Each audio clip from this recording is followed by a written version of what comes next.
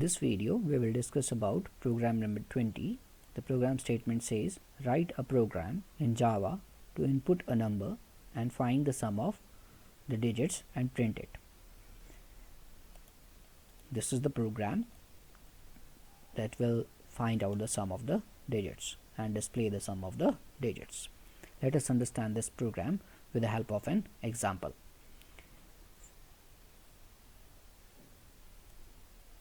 Name of the class is here sum of the digits, and this pair of curly brace, okay, this one is used to define the body of the class. Then within the class body there is a method, main method or main function, and this main method is accepting one parameter because as per our program requirement it is asked that input a number. So this is the parameter that will accept the number entered by the user. When we will run this program, whatever the number user will enter from the keyboard, that will be stored in this variable, that is number.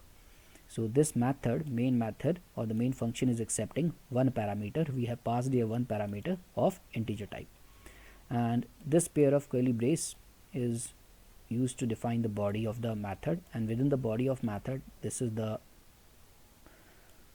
code that we have created for finding out the sum of the digits of a number entered by the user. So let us understand this code now with the help of example. But before we will discuss that example. Okay, before we discuss that example, let us understand about these three variables which I have used within the function. First is remainder. Okay, this will store the remainder, and it is this value is initialized. The first value that is initialized to this variable is 0, and another variable is quotient. Okay, and third variable is sum. Now you can see, since I have used a comma to separate these variable names. Why? Because all the variables, that is remainder, quotient and sum, these three variables are of same type, that is integer. So if variables are of same type, then we can use comma to separate them, and we can write all the variables in continuity one after another by separating them with the help of comma and in the end terminator. So this is a single statement where we have declared three integer kind of variables. Okay, this int is a data type, and the values that are assigned to these variables initially, that are at the starting point, you can say, so that is 0. Now let us discuss this part of the program with the help of example. Now when this program will be executed, okay, when we will run this program, then it will ask the user to enter a number. Let us suppose the number that user has entered, okay, that is 123. Okay, 123. User can enter any number having any number of digits, and this program will be able to find out the sum of all the digits of that number.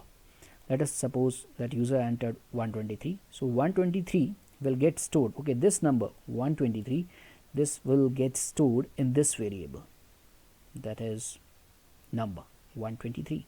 Okay, I'm going to make it comment, this one. So this 123, okay, which we have assigned here, okay, that will get assigned. 123 will get stored in this variable number. Okay, this, and I have used a statement, okay, for explanation purpose, that number is equal to 123. This means now number variable will store 123 if user enter, let us suppose user enter 123. After that, when this body of method will execute, what will happen? When this statement will be executed by the compiler, first remainder variable, okay, remainder will be initialized to, okay, what is the value of remainder?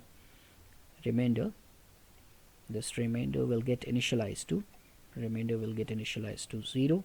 Okay, and value of quotient will be 0. Okay, when this statement will execute, when this statement will be executed. After that, okay, once user will enter the number, compiler will execute this statement, and after that sum will be 0. Now after that, this loop is there. Okay, while is a keyword for defining the loop. Now For what purpose loop is used? Loop is used to repeat certain set of statements again and again, or to perform same task again and again. So these are the three statements which we want this while loop to execute again and again. Okay, till what? Till this number become 0. You can see here this is a test condition. While is a keyword and followed by the test condition. Okay, number is greater than 0. Okay, now this is the test condition of the while loop. Now number is, okay, after that here number is this is the test condition, number is greater than 0. Now what is the value of number? Okay, the value of number, as we can see here, the value of number is 123. So 123 is greater than 0. So this is the test condition of loop. So we have studied while discussing the loop that if test condition is true, the body of loop will execute. Okay, that is the pair of whatever is written within the pair of curly brace, that will be execute. Compiler control will enter within the body of loop. So value of number, okay, since number is a variable and it stores 123, we have supposed here value 123. So 123 is greater than 0. Yes, this is true. Okay, this is true. So it will return this relational operator greater than will result in a true value. So here will be what? True will be returned, and if condition results in true, so body of the loop will execute. Compiler control will enter within the body to execute this set of statement. Now compiler control will enter within the body, and within the body what is the statement? Remainder is equal to, okay, number mod. This is the modulus operator. Okay, modulus operator is used to divide two numbers and it results in remainder. Remember this, it divides two number, whatever number is stored in this variable, that will be divided by 10 and it will result in remainder. Okay, modulus operator always result in remainder. Okay, and it is used to divide two numbers. Remember this, it is used to divide two numbers and it results in remainder. So this is the so what is the value of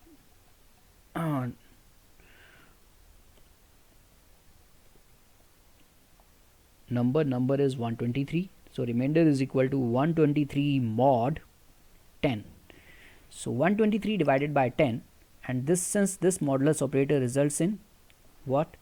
This modulus operator results in remainder. So remainder will be, in this case, 123 divided by 10, remainder will be 3. So here will be what? 3. Remainder will be remainder. This variable will store, remainder variable will store now 3. Now you can see the value is updated now. Okay, earlier it was 0. Now the new value, that is remainder variable store, is 3 after the execution of this statement of the program. Okay. Now next statement. Okay, now after the execution of this statement, compiler will execute this statement. Next statement is sum is equal to, okay, sum plus remainder. Sum plus remainder. Now here we can, sum is as it is. Okay, it is on the right hand or left hand side. Now on the right hand side, sum. What is the value of sum? Value of sum is 0. So here will be 0 plus, now what is the value of remainder? Remainder value is, we will use the updated value. Remember this always. This is the old value. The value of remainder is now changed, that is 3. So here will be 3. Now this means sum stores. This means this sum stores. Now sum will store. Okay, this sum will store value 3 now.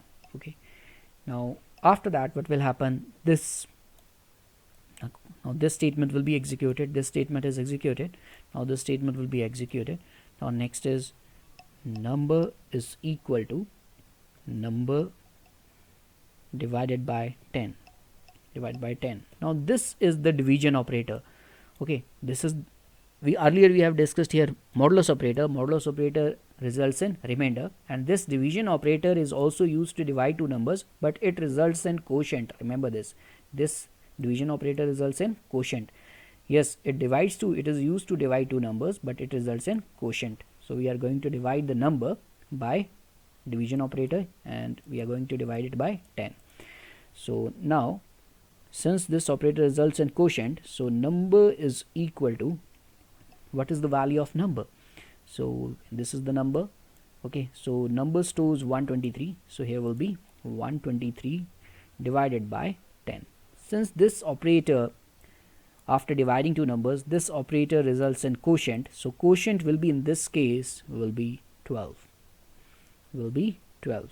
So definitely what value number will be stored? In number, what will be stored? 12. Okay, so this is the, now earlier the number, look at the old value of number stores 123. Now the new updated value in the number is 12. Remainder value is also updated, it is 3 now, earlier it was 0. Okay, and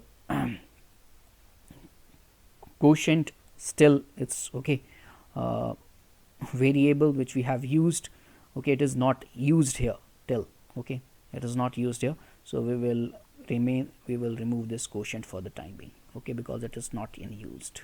So I will remove this one, it is not in use, okay, in our program it is not used, so it is extra variable, so I will remove this variable, it's not required.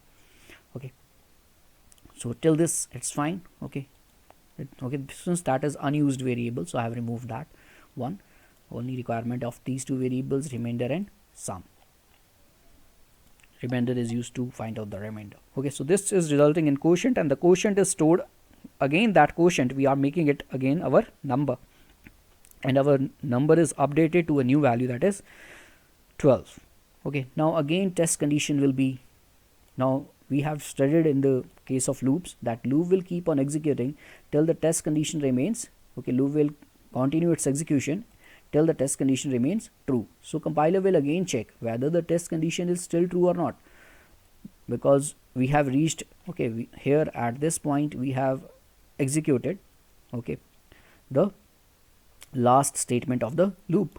After the execution of last statement of the loop, the compiler will again check the test condition whether it is still true or not, because loop continues its execution till the test condition remains true. Once the condition becomes false, only then the compiler control will shift outside the body of this loop, okay, come out of the body of the loop, or this process of repeating the same set of statement again and again will stop, we can say. So now compiler will again check this test condition. Now this is the test condition, okay, number is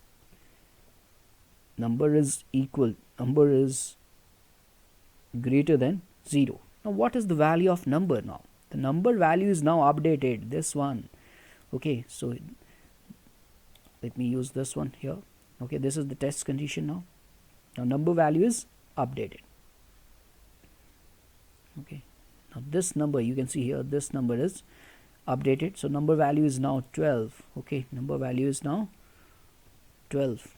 Number stores, as I have told you, we will use the updated value now, okay, because variable is same. Okay, so earlier the value was 123, but we have used same variable to store what? The quotient that is returned by this division operator when we are dividing the original number by 10. So we are storing the same resultant, okay, the resultant in the same variable, that is number.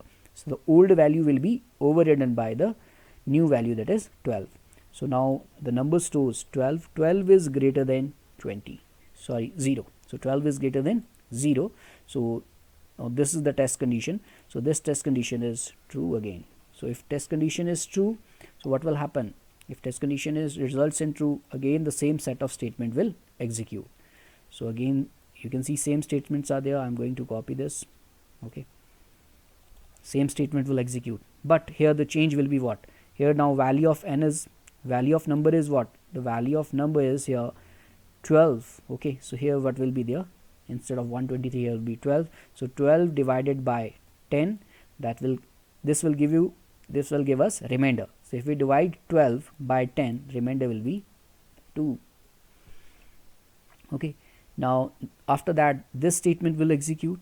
Okay, same statement, you can see same statement is there here in the loop body. So same statement will execute, that is sum is equal to sum plus remainder.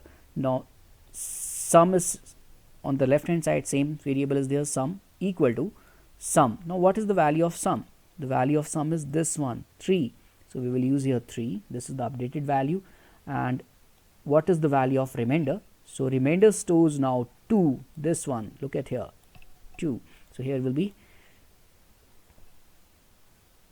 3 plus 2, and 3 plus 2, that makes 5. So we have added last 2 digits of this number 123. Till this step we have added what? Our sum variable stores the sum of last 2 digits of the number entered by the user. Now next statement will execute, number is equal to number divided by 10. So now what is the value of number? Value of number is 12. You can see here this is the number, okay, because it is updated. So now number will be 12 divided by, same statement will execute, okay, because loop same set of statement is executed in the loop. So here value of number is now updated 12. So here will be 12 divided by 10, and this is a division operator. This results in quotient. So quotient will be 12 divided by 10, quotient will be 1. So now 1 will be stored in the variable number. Okay, now the new updated value in the number variable is 1. Okay, now again this is the last statement of the loop. Okay, you can see here. Now again the compiler will check this test condition whether it is still true or not. If it is true, loop will again execute. This while loop will again execute to run this set of statement. So now again test condition is, again compiler will check the test condition whether number is greater than equal to 0. Now the new updated value of number is 1. Okay, so this means our test condition becomes 1 is greater than 0. So that is true. Okay, if it is true, if this test condition results in true, again the same set of statement will execute. So again I will copy this, okay, and same process will be repeated again. Okay, so now value of number is what? Updated 1. So here will be what? 1. Okay, now here will be 1. So here will be, we will remove this, 1 mod 10. Modulus operator results in remainder, but what it actually does, it divides the two numbers and it results in remainder. So 1 divided by 10, 1 is, okay, we can't, 1 is not divisible by 10. Okay, 1 itself will be a remainder because it will remain undivisible. So 1 itself is a remainder. So remainder will store what? 1. Okay, so this modulus operator will result in 1. Okay, because 1 10, we will not be able to divide 1 by 10. So 1 itself will be the remainder. It will remain undivisible. So 1 will be, this 1 will get stored in this variable remainder. Okay, now this statement, second statement of the loop will execute, that is sum is equal to sum plus this one, sum is equal to sum plus remainder. So value of sum is updated, you can see here, that is 5. So here will be what? 5. And what is the value of remainder? The new value of remainder is 1. So 5 plus 1, that makes 6. So if you look at the original number, 1 plus 2 plus 3, 6. So we have calculated the sum of 3 digits. Sum of 1 plus 2 plus 3 is 6. Next is again, now this statement will execute, okay, after this, that is this one. Okay, and here the value of number is 1. We can see here this is the number 1. So here it becomes 1 divided by 10. Now this division operator results in quotient, but since we are unable to divide 1 by 10, so remainder is what? Quotient will be what? 0. Since it results in quotient, since it is undivisible, so quotient will be 0. So here will be 0. Now this number becomes 0.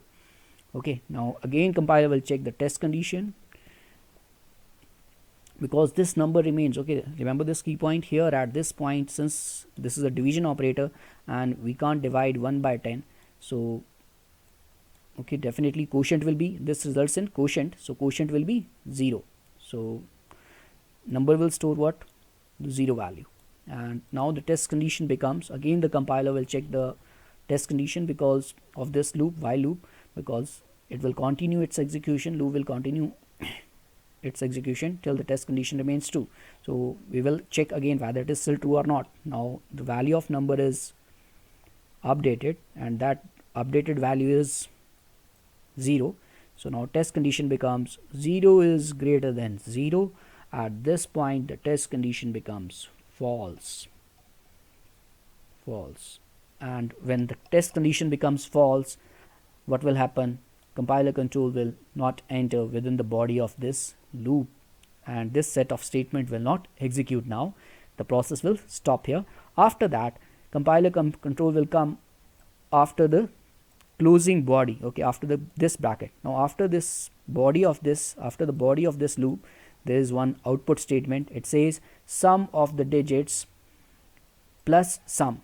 This string will be printed as it is on the output terminal, sum. Now what value sum stores? Now we have to check the final value that sum stores, that is 6. So it will, what will be printed on the output terminal? Sum of the digits, is 6. Okay, that will be the output and that is our requirement. So what will be printed on the output terminal? This will be the output. Sum, this will be printed. Sum of the digits. This is the string value.